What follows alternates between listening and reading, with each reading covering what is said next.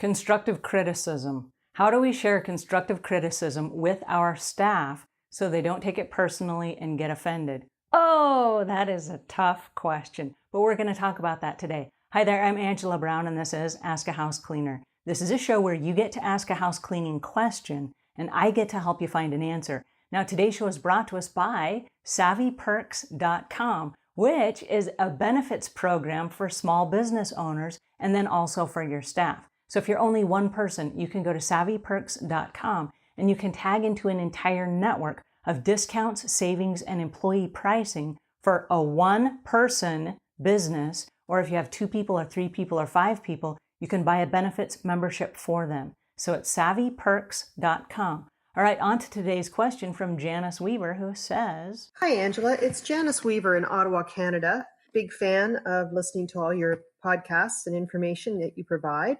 Question regarding when we get feedback from a client and there are some things they're not pleased with. How do I share that information with the cleaning staff team so that they take it as constructive information and don't take it personally? Just would like your feedback on that. Thanks very much. All right, Janice, that is a really tough question. But as a business owner, you have the opportunity to reposition words so that they are not offensive to the people that are in your employ. Now, one of the toughest things that we have to experience as a house cleaner is that we are going to get some constructive criticism and feedback from our customers. And it's tough because we want to take that personally because we've put so much heart and soul into the job to please the customer. So when a customer finds something that's not right, it comes back to us as, oh, you didn't do a very good job, shame on you. Well, the reality is it's not shame on you. It's simply them modifying whatever it is so that we can make the job better. So if you stand away from the comment and you remove the comments so that it's not personal, then you can actually dig deep and you can find out what it is you did wrong. Now, there are a lot of customers who don't like confrontation, and so they are afraid to give you feedback. And they would rather just text you that, hey, we want to suspend our service instead of, hey, you're fired. Because they never had the courage to come to you and say, I'm dissatisfied with this series of things. If you just fixed these things, then I would be happy. Now, on this very day, I was very dissatisfied with the company that I have hired to do some work for my business. And I really wanted to fire them. And I don't like confrontation either. And I don't want to say, hey, you guys are doing a lousy job. You haven't returned my calls in 5 days. I'm very dissatisfied. But what I did was I contacted the owner and I said, there's perhaps a better person in your business that is a better fit for me. May I please be reassigned? And so I gave them some feedback and they shot back really quickly and said, oh my goodness, we're so sorry. We don't know what happened, but you have been reassigned. Here's a new person that's dedicated to solving your issues on your account. And so if a customer comes to you and they have some feedback, that's gold. Because here's the thing, I didn't fire the company. I was able to get somebody new because the person I was working with wasn't working out for me.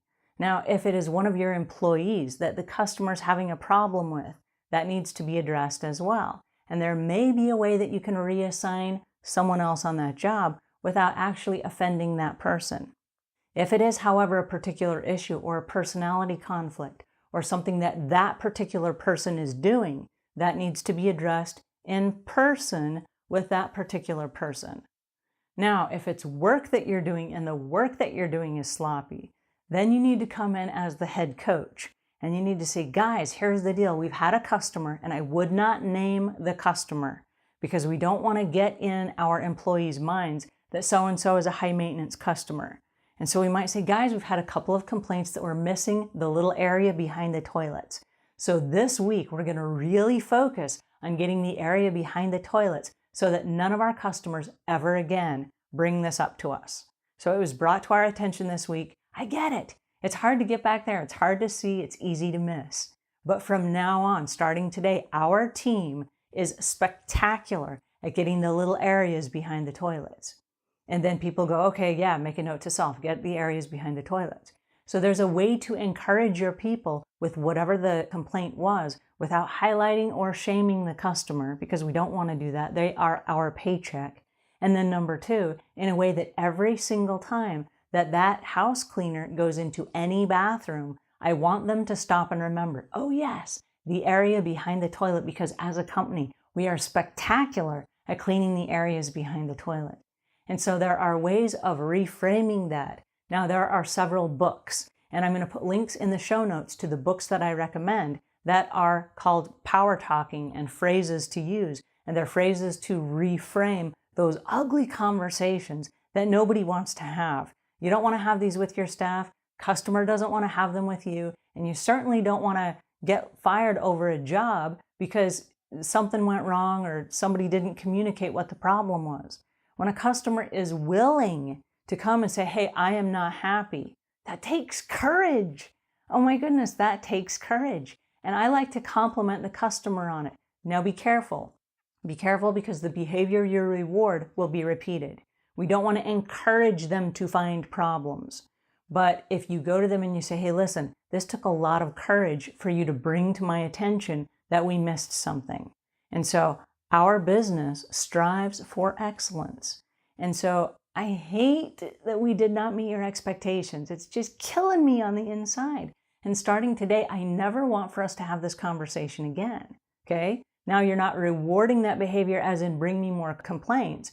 What you're saying is, I love the fact that you had the courage to do it. And we are going to rise to the occasion and we are going to meet your expectations. And then we are going to exceed them. All right, that is how you do it. And again, I will put links in the show notes to the books that will help you rephrase those conversations because we have to have those conversations with our staff if we're going to stay in business. All righty, until we meet again, leave the world a cleaner place than when you found it.